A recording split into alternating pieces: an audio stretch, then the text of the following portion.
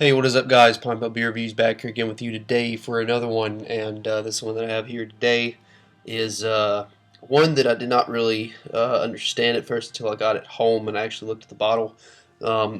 New Belgium's Glutiny, with that umlaut U there. Uh, Gluten-free golden ale. I did not realize it was gluten-free. Um, until I got home. Not that there's anything bad to say about gluten free, but it's just I wasn't really picking this to watch my gluten intake. I just was wondering why it was called gluttony, but it's just something that New Belgium's doing, realizing that some people that drink beer have to watch their gluten intake. I actually might have to watch my gluten intake soon uh, for medical reasons, but I didn't really. I don't really seem to have any sensitivity to gluten or anything like this, and uh, I didn't really see uh, any point in overlooking this either way, I guess. So anyway, let's go ahead and go for crack this open and go for a pour on it.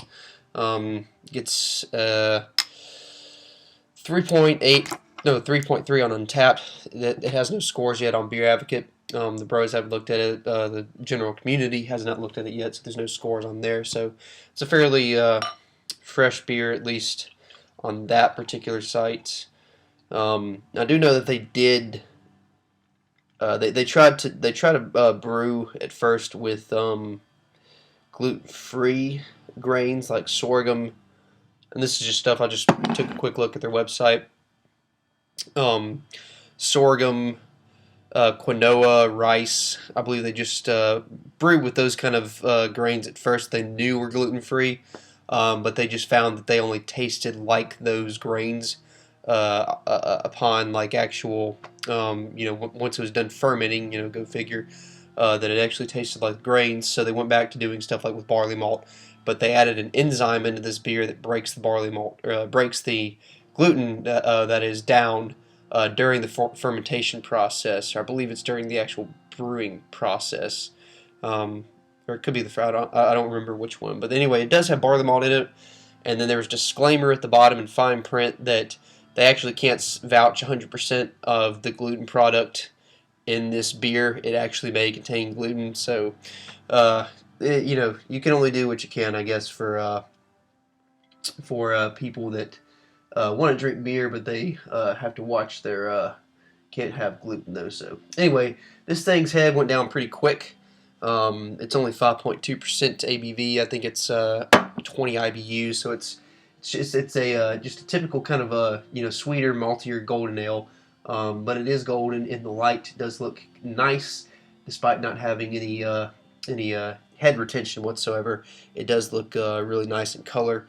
Looks fairly fizzy, almost kind of like an apple cider kind of color, just a little bit richer, darker, and I guess the denseness or density of the color or something like that. So anyway, it looks pretty good. Let's go ahead and go for an aroma on it. So yeah, definitely getting a little bit of that apple cider like kind of aroma that I kind of get in pale ales in general, but mostly in the kind of less bittered, less hoppy golden ales for sure. My nose is a little off. I just am getting over a cold, but I'm getting some.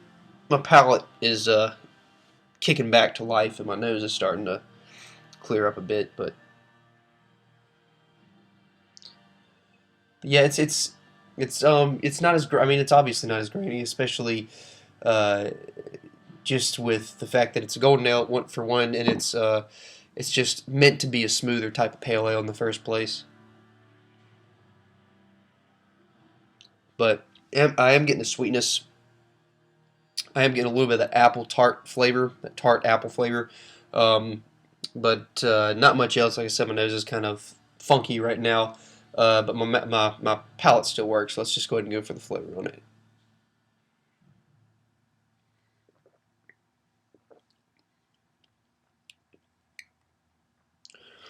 So the flavor is actually it's actually quite pleasant.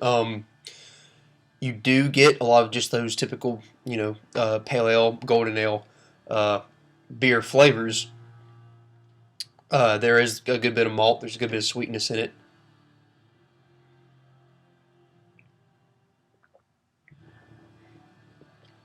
And I'm still getting a little bit of that grain. It does feel like it has been. It's almost kind of like a diet beer, I guess, almost like, or when you remove the gluten from it, I don't, and I don't really know for sure if the gluten has anything really to do with flavor in beer. I would almost think so. It almost kind of tastes like, if I were just to describe it as anything else, or to compare it with anything else, I guess, um, is caffeinated regular coffee versus decaf coffee. Decaf coffee definitely tastes like coffee, but there's something missing from it. You can tell that in the flavor there's something missing. It's almost kind of like removing the caffeine from coffee and just drinking coffee without the caffeine. I mean, I suppose that would actually be alcohol removed from beer, just to drink the beer without the alcohol, but gluten plays such an important role in beer in terms of the the raw materials used to produce it, to brew it.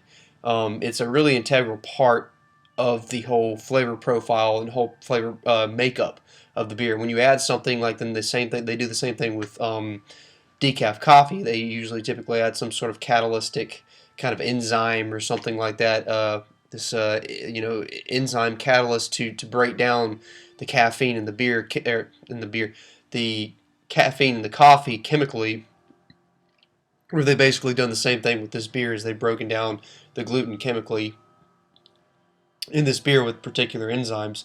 So it's kind of comparable to that. It does indeed taste like beer, but there does also taste like there is something possibly missing from it.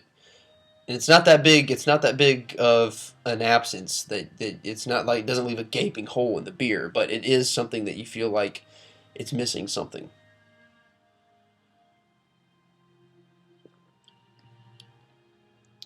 However, that said, it still is a very nice, mellow, crisp, malty, slightly sweet, or more than slightly sweet, more on the kind of moderately sweet golden ale side of beer for sure. So it does have a very pleasant taste. Um, the mouthfeel, like I said, is kind of crisp. It's got good carbonation in there, but at the same time, it's kind of more smooth, especially going down.